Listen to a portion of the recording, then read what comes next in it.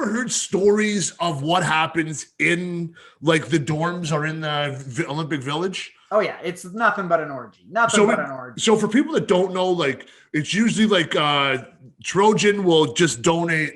We'll try and get into the Olympics and just donate, hundreds of thousands of condoms, and they will just try and just get in. And apparently, when you get in, you get like a bag of condoms, lubes, dental dams, and things to that nature. That's just been the every other way to go. And I don't blame them. It's a party. Once you're done training for your Olympics, your Olympic sport, you're done. You're finally done. Win or lose, you win. You want to celly. You lose. You want to just be pissy and drink your face off and take it out on somebody. Interestingly, there's both versions of that story. There are stories of athletes who wait until they have competed to unwind after these 4 years or whatever, some of them their entire life of being like clean cut, straight laced, whatever. There are other ones who, as soon as they get there, it's like, I need a little good luck before my fucking event. So I'm going to bang one out, a little fucking testosterone boost, bang one out before the event. So there's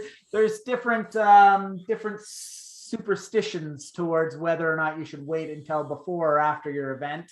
But like you said, it's kind of, I'm not gonna say a well-known fact, but it's one of these urban legends, well-known facts, kind of things that's been out there, is that the Olympic Village is basically like a sex marathon. It's like a wink, wink, nudge, nudge. Like it doesn't happen, right? You know what I mean? Yeah, I actually have some stats on that. Is the last Winter Olympics, the Tinder usage jumped by 348%. Yeah, because it was in Russia. Well, does Russia not have Tinder? I don't know about that. I don't know, man. They are socialists, but I don't know if they ban Tinder. I don't know the specifics, but again, jump by 348%. But you do have an interesting point, is that's probably not just the athletes. I'm sure that there's people that converged into the area that would boost that number too, right? Oh yeah. You're watching ski jumping and you want to jump her, so you just match on Tinder and give her the old how's she go.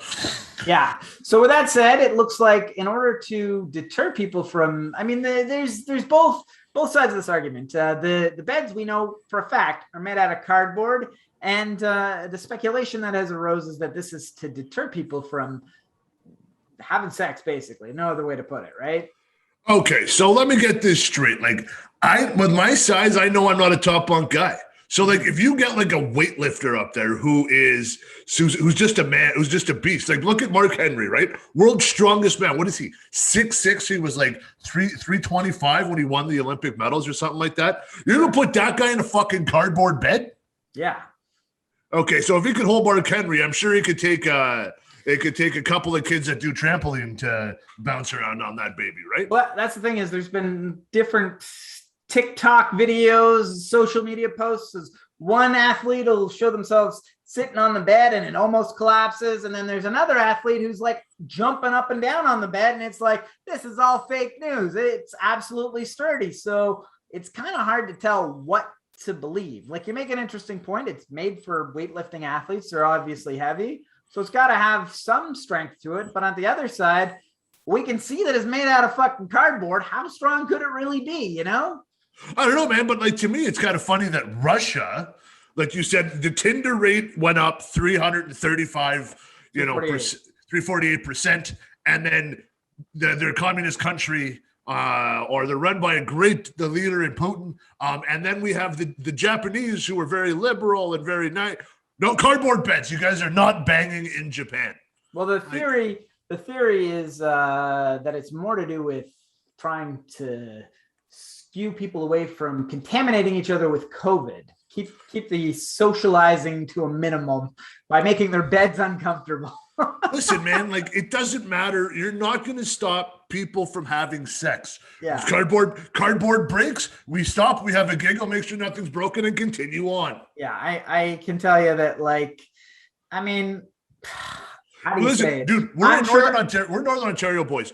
We will have sex in tents that sometimes your air mattress doesn't work. You're right on a rock in your back. You're going. That's exactly what happens. In a snowbank, in the mud, at a bush party. Wow, I know exactly what you're talking about there. Not either of us, but we have seen it. So with all that said, I mean, anyone that's ever had to hide what they're doing from maybe their parents or hide what they're doing from a roommate, you don't have to always, there's plenty of room on the ground. You put a sheet down and it's just as comfortable as a bed or whatever you got to do. There's nothing saying you got to use these uncomfortable beds, right? It's true. But man, also, like now it's cardboard and probably like a memory foam mattress. There's no sound. This could be revolutionary. Yeah. Like you don't have to worry about the springs bouncing. You don't need to worry about anything. This could be revolutionary. You're right. It's cardboard, so you don't have to worry about the noise, but you do have to worry about a fire.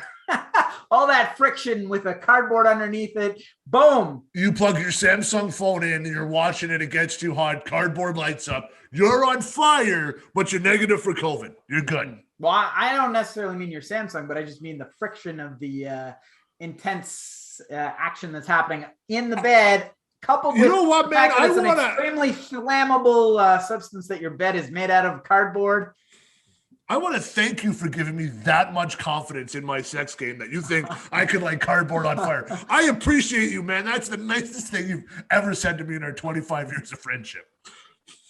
That's the greatest thing. I don't even know what to say. I appreciate it though. I really honestly do. It's funny. I had a joke about how you didn't have to worry about it because what is it that you only have to get laid once every 4 years because of the Olympics or something, and then you go and you trumpet. You fucking blow my joke out of the water. Hey man, I'm not gonna lie to you. You set me up. It was great. Thank you, man. You know what, guys? But now let's talk about this bed they're making out of cardboard. Let's just talk about the bed. Sure.